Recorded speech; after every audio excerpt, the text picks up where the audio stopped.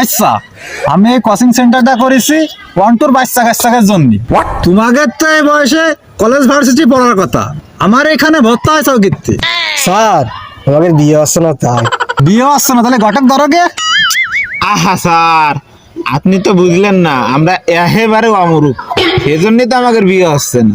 এই জন্য আমাদের ঘটকে কয়েছে আগে শিক্ষিত হও, তারপরে বিয়ে করতে যাও।